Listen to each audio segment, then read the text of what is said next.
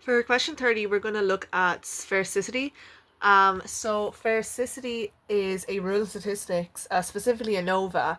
When you measure the same people, same group of people more than once, the differences between each pair of measurements or each pair of people should be roughly equal. So there's a simple example that we can look at to explain this better. So if this rule is broken, that each measurement is not equal, we have to apply a correction, which we'll look at in a second. But first, an example of sphericity would be, let's say we're measuring sleep and exam scores. So A has no sleep, B got little sleep, and C had a lot of sleep. And then the exam scores of each of these people are measured.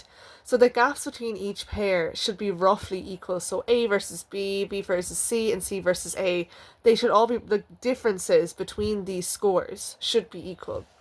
So here we have the differences between the scores that each person got. So A versus B, the difference was 10, B versus C was 12, and C versus A was 11. So they're roughly in the same vicinity.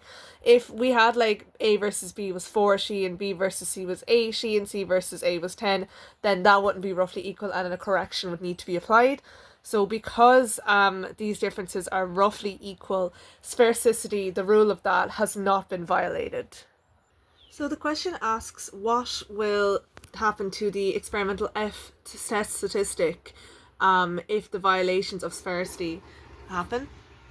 So firstly, the F statistic measures whether the differences between groups are bigger than expected.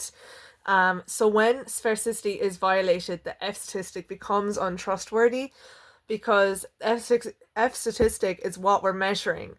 So if the differences between the pairs are bigger than we expected, then it means something has gone wrong or something has happened by chance, which is why a correction needs to be made. So the correction will adjust the degrees of freedom to make the test more accurate.